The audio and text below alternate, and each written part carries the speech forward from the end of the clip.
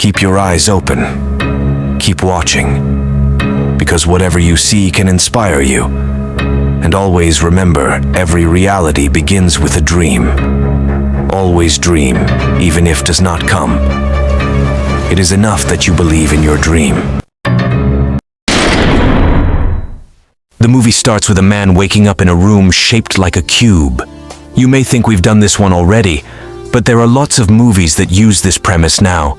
The walls, ceiling, and floor have glowing lines on them, and there are 6 doors present.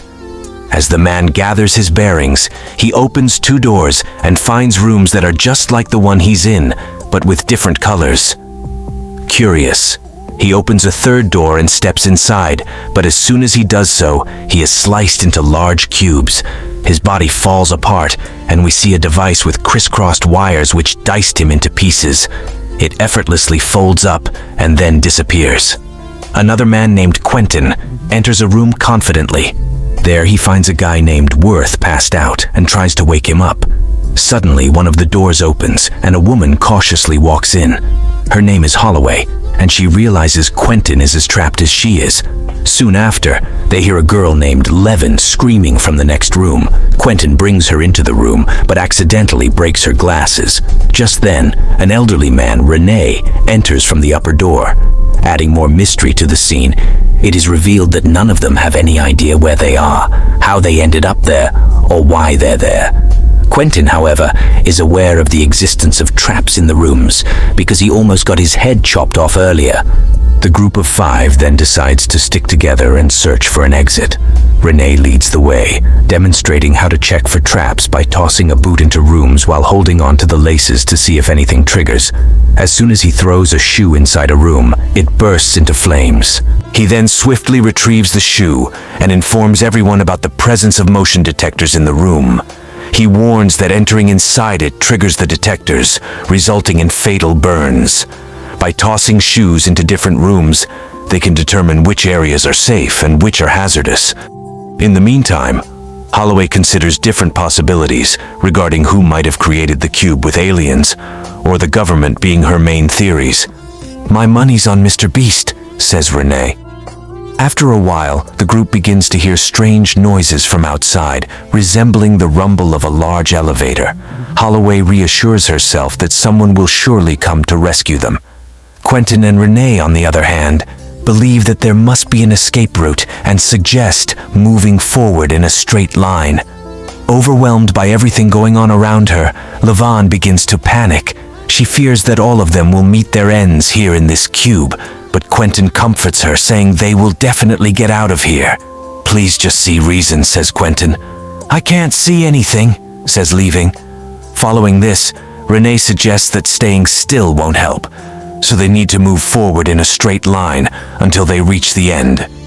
The others agree, and they start navigating through the rooms accordingly. With that, Rene once again tosses his shoe into the adjacent room and, finding it safe, leads the group inside one by one.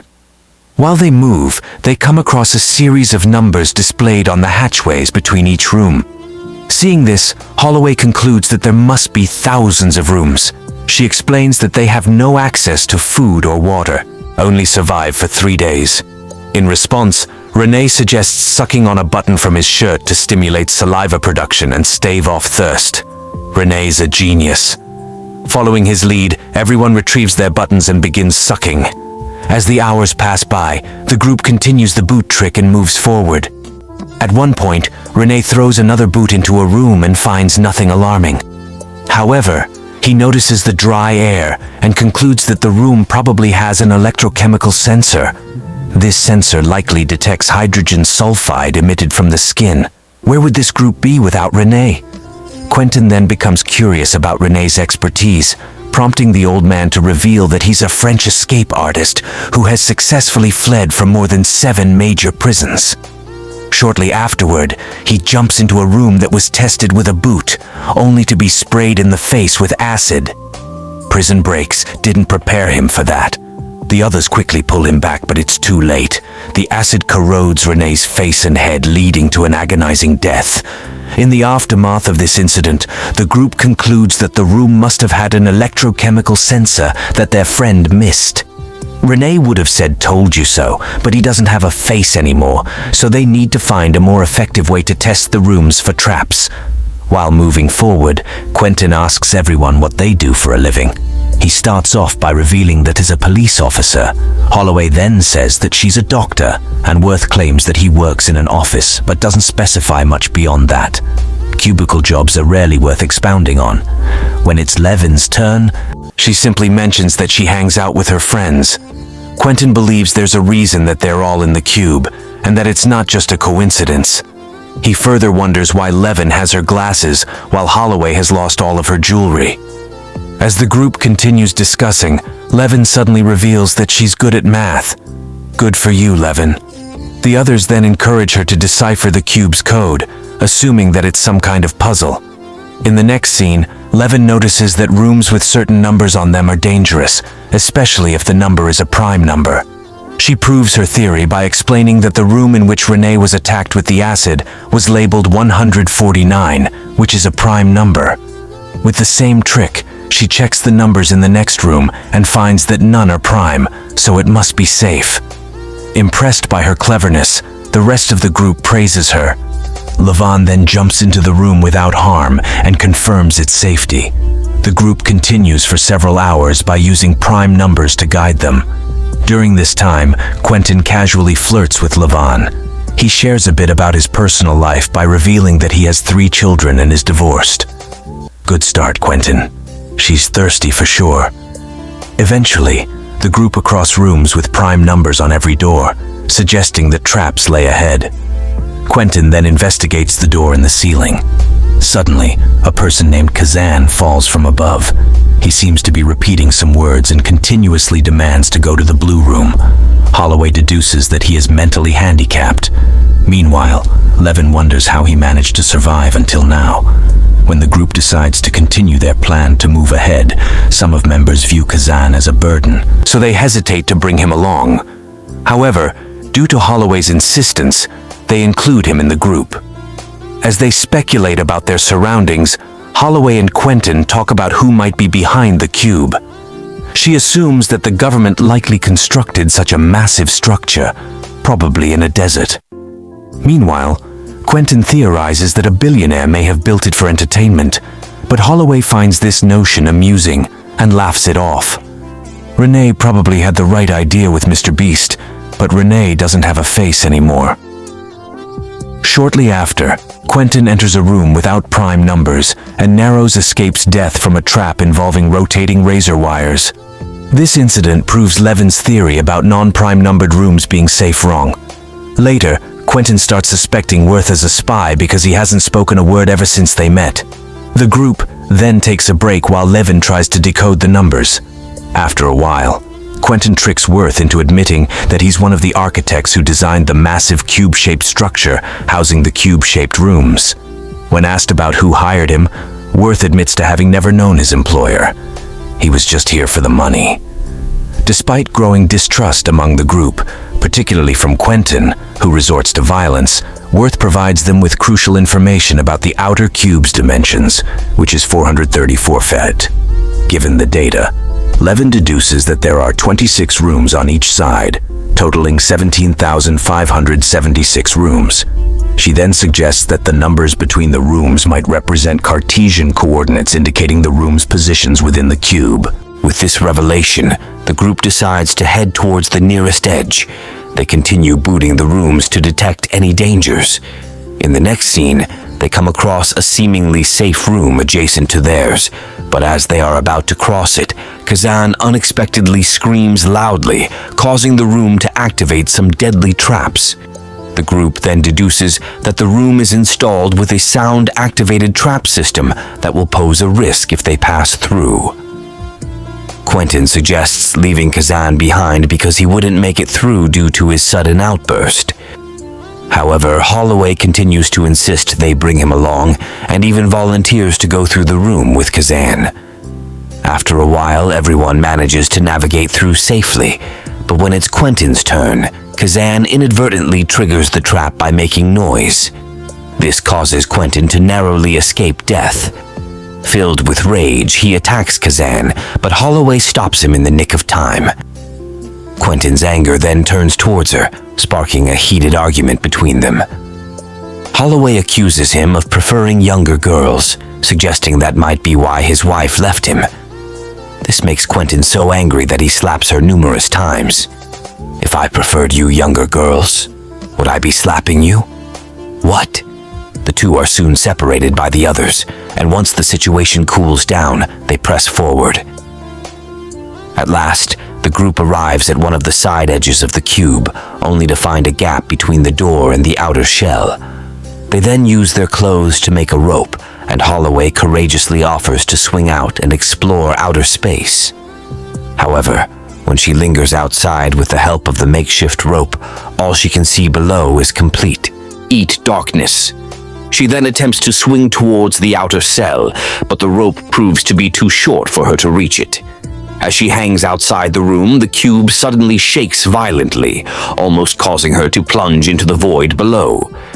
Thankfully, Quentin manages to pull her by the rope and grab her upwards, but the next second he intentionally releases her hand, leading to her tragic demise.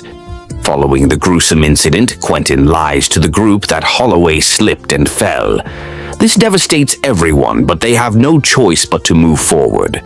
After a bit of discussion, the group plans to descend to the bottom edge of the cube. However, before that, Levin suggests that they take rest for a while because they are all exhausted. The rest of the group agrees with her and they all lie down on the floor. While they sleep, Quentin carries Levin into another room. He attempts to persuade her to leave the others and also makes unwanted sexual advances. When she refuses, he starts getting aggressive.